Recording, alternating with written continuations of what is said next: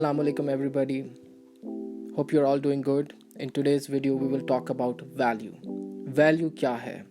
In today's world where multi-consumerism market exists, क्या वो ऐसे factors हैं जो एक product की value determine करते हैं? And for a society obsessed with materialism and materialistic wealth, ये हमें कैसे affect करती है ये value और हमारी material objects हमें कैसे define कर रहे हैं हमारी इस social society के structure को इस time में? To understand value better, हमें सबसे पहले 3 different kinds of values समझनी होंगी. Karl Marx gave us 3 different kinds of values and differentiated between them.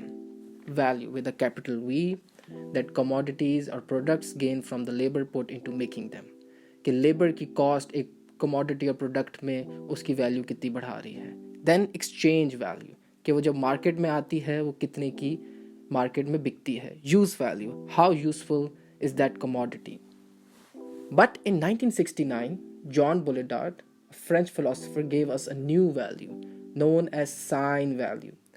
In today's business world, we call this brand value.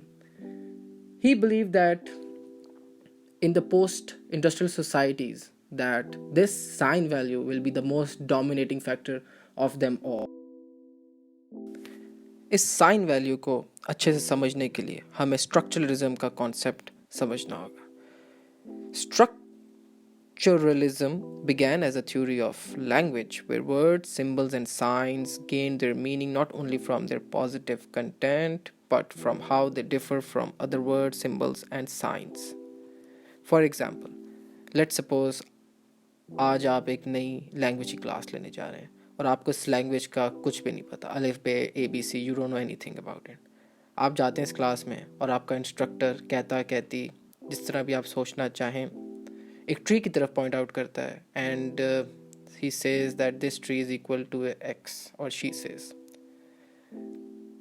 तो एक लॉजिकल क्वेश्चन है जो आपके दिमाग में अराइज होगा. आप सोचेंगे कि क्या ये ट्री इक्वल टू एक्स है या all trees equal to X है. बिकॉज आपको इस लैंग्वेज का कुछ पता नहीं है तो आप सोचेंगे थोड़ी देर के लिए कि इस ट्री की क्या ऐसी चीज़ है which is equal to X.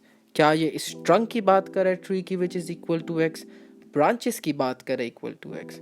In order to understand the whole concept of the tree in that language आपको सारे वर्ड सिम्बल्स समझने होंगे ताकि आप डिफ्रेंशिएट कर सकें कि बार का वर्ड ये है, ट्री का वर्ड ये है, लीव्स का वर्ड ये है, to get the whole picture. हम प्राडा की एग्जांपल लेते हैं. ये वेरी रेगुलर लुकिंग शर्ट जो प्राडा की हैं $480 to $500 कॉस्ट करती हैं. ये इनकी प्राइस इतनी हाई इनकी इनहेरेंट वैल्यू या इनकी यूज़फुलनेस या ड्यूरेबिलिटी या कोई स्पेशल मटेरियल की वजह से नहीं है. ये इसलिए है बिकॉज इसका ब्रांड नेम या साइन वैल्यू ने अपने आप को डिफ्रेंशिएट किया है चीपर टी शर्ट्स के साथ और असाइन किया है अपने प्रोडक्ट को a sense of prestige status और प्लेस किया है इस कमोडिटी को higher on an hierarchy of objects. Baudrillard की book the system of objects में वो बात करता है ऑब्जेक्ट और सब्जेक्ट के रिलेशन की और कहता है कि जो ऑब्जेक्ट्स हमें सराउंड करते हैं वो हमारे उस टाइम पीरियड की सोशल स्ट्रक्चर को डिफाइन करते हैं. बॉड्रियार्ड ने अपनी किताब में एक बात बोली जो मेरे लिए बहुत आई ओपनिंग थी. उसने कहा as quote, just as a child raised by wolves will become a wolf, same as a person raised by objects will become an object, replicable, replaceable, disposable. अगर हम अपने ट्रेडिशन की एक एग्जांपल लें, डाउरी, जहेज, ऐसा नहीं है कि नॉट फॉर एवरी फैमिली, पर अभी भी काफ़ी लोग हैं जो थोड़े ज़्यादा फेनेटिकली ऑब्सेस्ड हैं इस रस्म के साथ और आज भी उनके लिए मेक और ब्रेक है कि लड़की कितने ऑब्जेक्ट्स लेके आ सकती है शादी के वक्त. It goes the same for the guy as well कि लड़के के पास पहले से कितने ऑब्जेक्ट्स हैं कि उसको अच्छा रिश्ता मिले एंड वाइस वर्सा.